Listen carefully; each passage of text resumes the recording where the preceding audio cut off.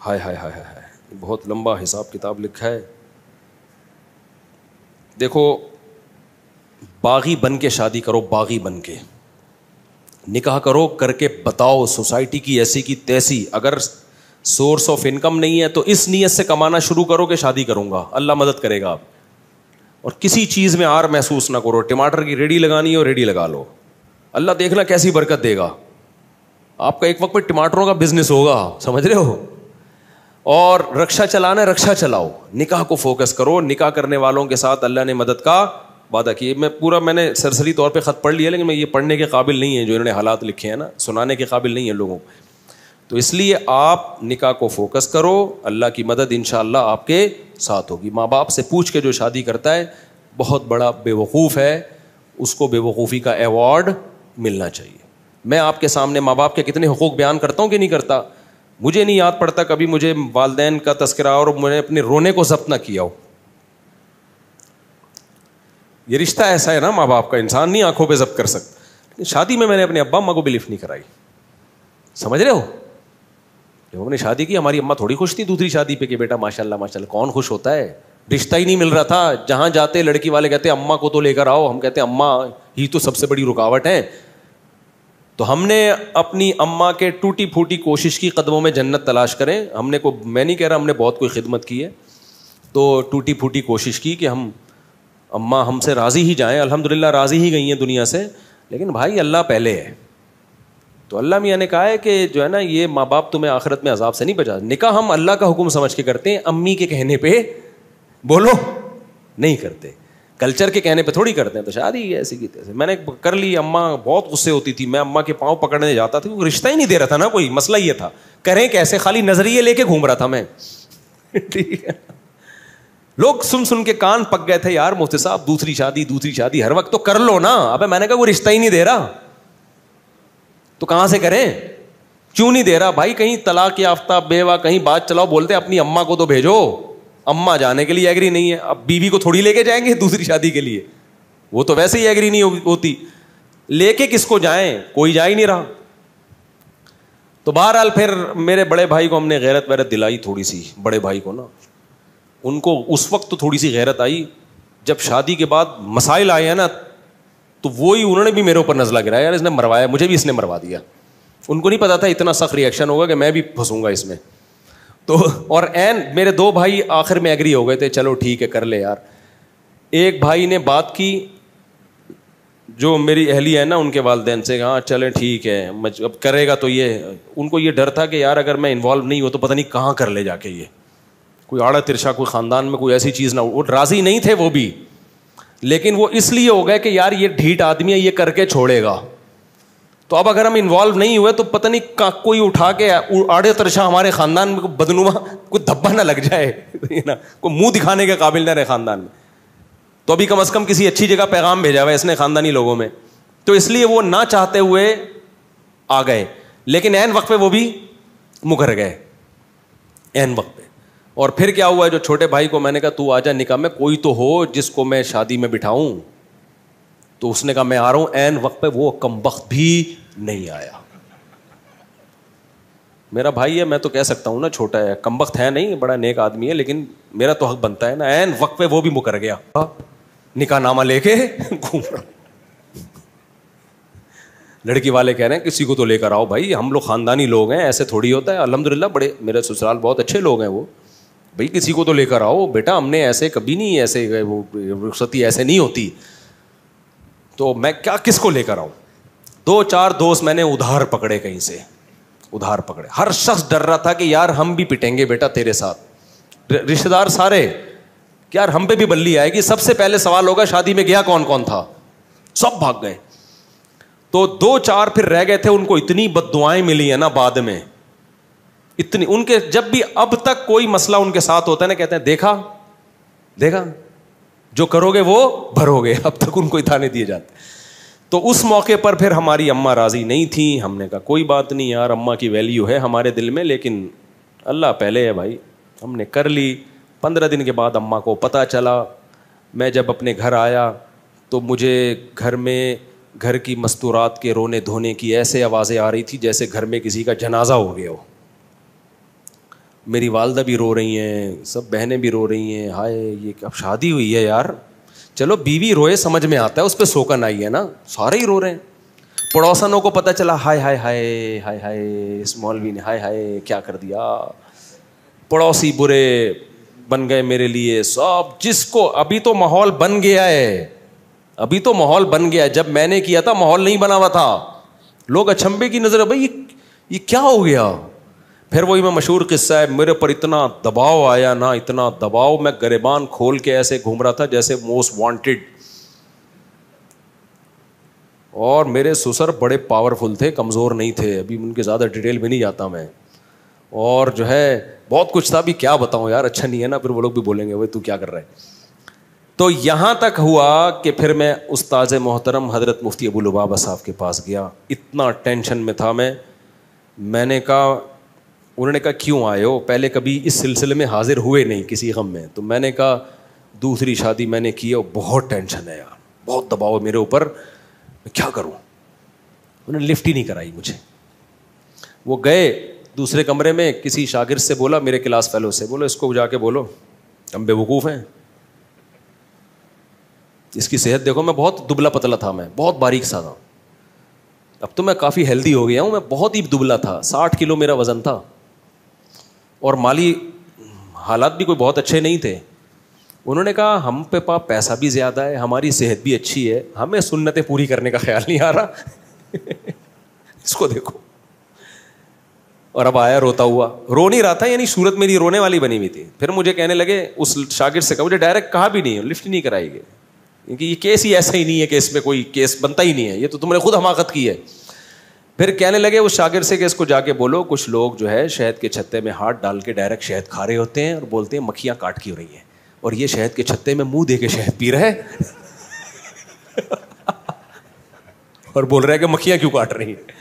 میں نے کہا اب ساری زندگی کے لیے گالیاں تمہارا مقدر ہے, ہم تو بالکل ہی منہ ہمارا اور چھوٹا سا ہو. تو اماں کے یہ حالات. پھر جب زیادہ غم آتے ہیں نا انسان پر, تو اس کو انجوائے کرنا شروع کر دیتا ہے. یا تو میں ڈپریشن میں چلا جاتا, سر جا کے پھوڑ دیتا اپنا, خودکشی کی طرف جاتا, یہی ہوتا نا, ہر طرف سے بے عزتی ہو رہی ہے. یا میرے پاس ایک راستہ یہ تھا, ایسی کی تیسی, بھاڑ میں جائے یار. پھر ہم نے یہ کیا, ہم نے کہا جاؤ. میں جب دلائل میں غور کرتا تو دلائل میں ہمارا پلڑا کیا تھا, بھاری تھا. پھر ہم نے گریبان جان کر کھولا, پہلے تو ٹینشن میں کھولا ہوا تھا نا, ہم نے کہا ہم شریف آدمی ہیں ہی نہیں.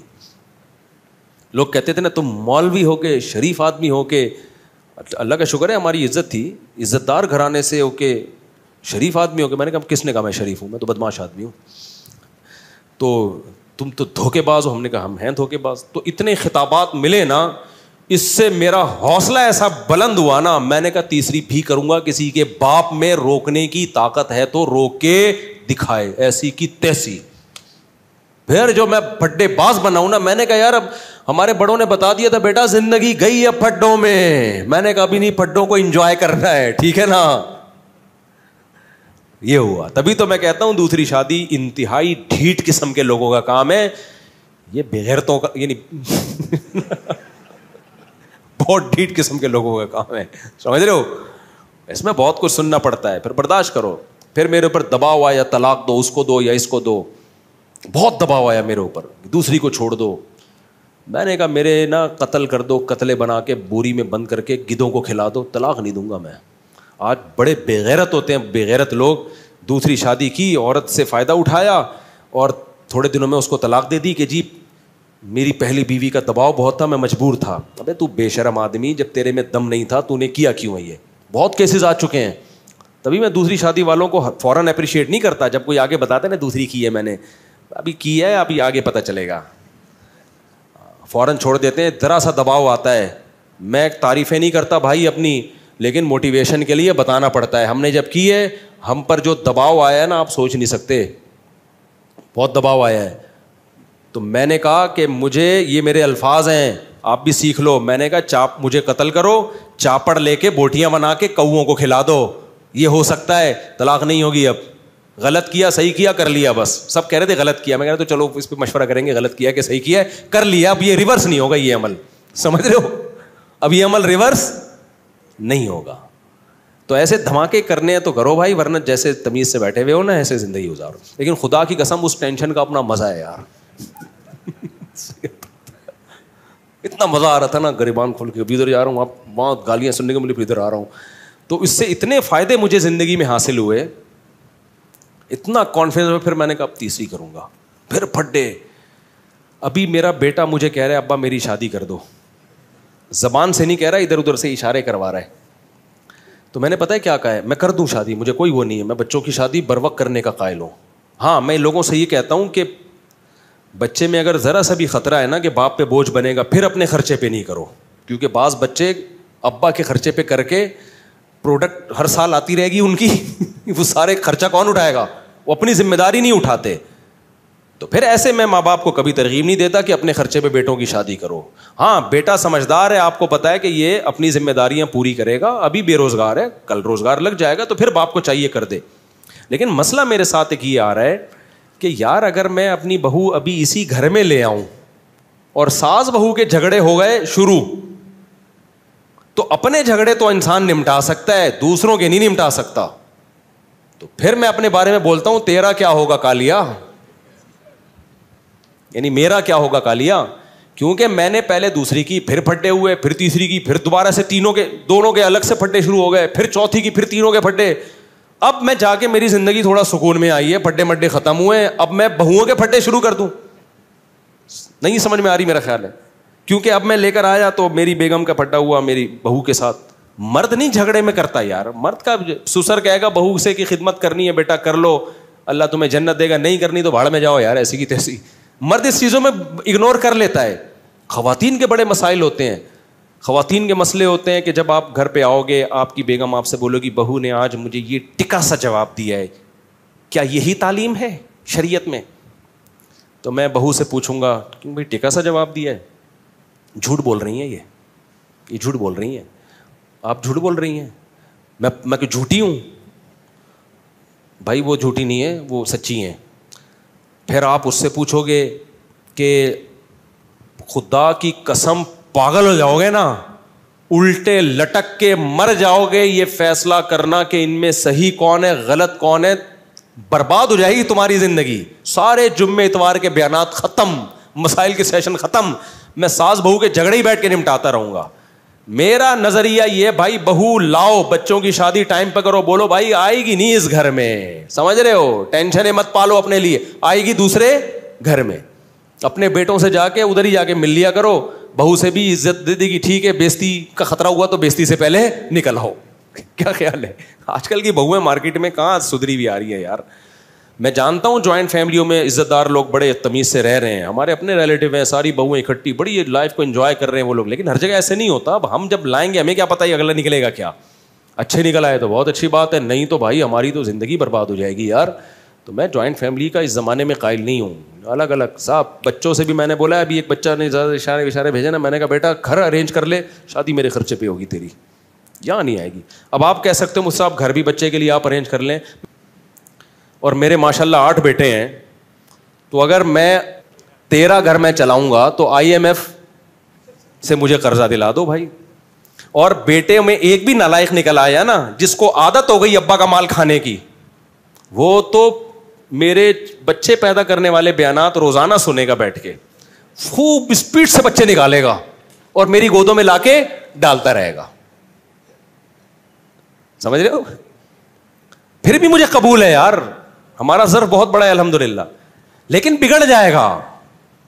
ایسا ہوتا ہے نا کہ ابا جب تک میں کما نہیں رہا تو فی الحال میرے بچے بھی آپ پالیں, میری بیگم کو بھی آپ پالیں, کوئی بات نہیں, بہو بھی بیٹیوں کی طرح ہوتی ہے, پال لیں گے یار, جہاں اللہ نے اتنا کھلایا ہے اور کھلا دے گا.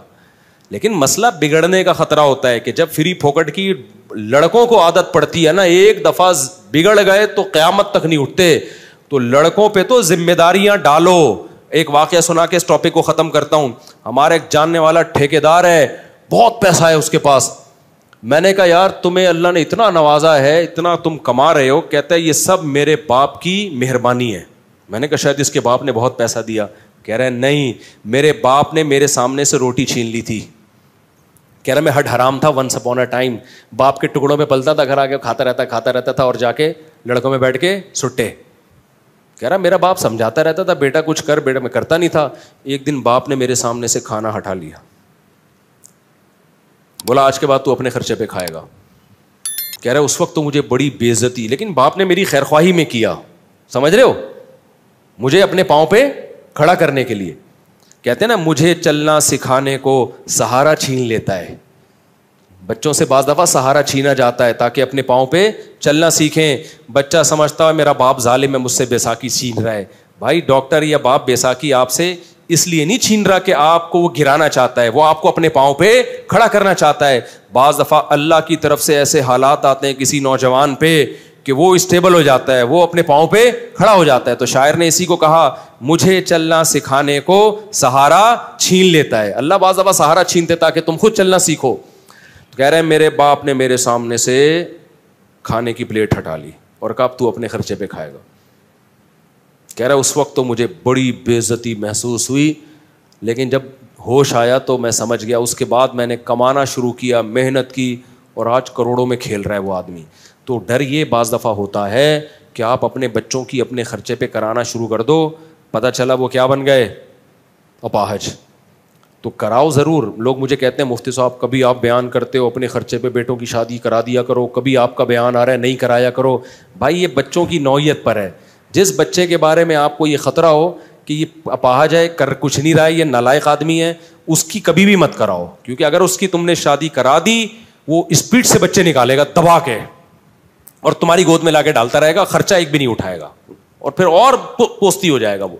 لیکن اگر بچہ سمجھدار ہے, آپ سمجھتے ہو کہ جو کام اس کے ذمہ لگایا جاتا ہے وہ کر رہا ہے, پڑھائی کو فوکس کیا ہوا ہے اور محنت کر رہا ہے, اس کی اپنے خرچے پہ کرایا کرو. اس سے تمہارے رزق میں بھی اللہ تعالیٰ برکت دے گا, تمہیں بھی اولاد ملے گی, پوتے نواسے ملیں گے, بچہ برائیوں سے بچے گا. لیکن کرانا اس گھر میں نہیں ہے. بیٹا بڑا ہو, چل بھائی دوسرے گھر میں بہو آئے گی, اپنے لیے ٹینشنیں مت پالو. بہت خطرناک لڑائیاں ہوتی ہیں عورتوں کی, اور ان لڑائیوں میں انسان کی ایسی کی تیسی ہو جاتی. اپنی لڑائیوں انسان کو پتہ چل جاتا ہے کہ میں نے کیا کرنا ہے اپنی لڑائی میں. اپنی لڑائی میں یہی ہے کہ شکست مان کے قبول کر لینا ہے, وہ دب جائے گی. بھائی آپ کا بیوی سے پھڈا ہو گیا, دلائل کی دنیا میں گئے, بیگم کی سمجھ میں نہیں آیا, آخر میں آپ بولو میری غلطی آئندہ نہیں ہوگا, ختم ہو گیا پھڈا. کیا خیال ہے؟ بہو کو یہ سمجھانا نا کہ تم بول تمہاری غلطی ہے, یہ نہیں. اور اس سے بعض دفعہ ساس ظالم ہوتی ہے, وہ اور جری ہو جاتی ہے. تو اپنی غلطی میں تو یہی ہے کہ آپ سوری کر لو گے یا جھک جاؤ گے, بولو گے ٹھیک ہے جی, مٹی پاؤ گے.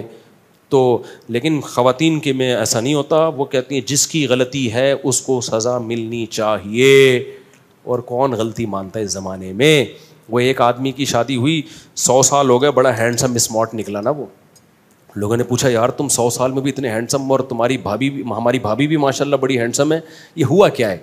کہتے دیکھو میری جب شادی ہوئی تھی تو میرا بیوی سے ایگریمنٹ ہوا کہ جب بھی غلطی ہوگی نا تو جس کی غلطی ہوگی وہ سوری کرے گا, اور سوری بھی کرے گا, اور 500 قدم بھی, 500 نہیں یعنی 10 کلومیٹر بھی پیدل چلے گا وہ. تو کہہ رہے جب بھی ہماری لڑائی ہوتی ہے سوری بھی میں ہی کرتا ہوں, 15 کلومیٹر پیدل بھی نہیں چلتا ہوں. اس چکر میں واکنگ کر کر کے میں دبلا رہا ہوں, اور میں 100 سال کا ہو گیا. تو اس نے کہا چلو جب بھی غلطی ہوتی ہے تو ہی مانتا ہے, اور 15 کلومیٹر بھی تو ہی چلتا ہے, تو بھابھی کیوں اتنی اسمارٹ ہیں؟ کہہ رہے وہ یہ دیکھنے کے لیے میرے پیچھے پیچھے چلتی ہیں کہ چل بھی رہا ہے کہ نہیں چل رہا ہے. وہ یہ دیکھنے کے لیے کہ چل بھی رہا ہے کہ نہیں چل رہا ہے.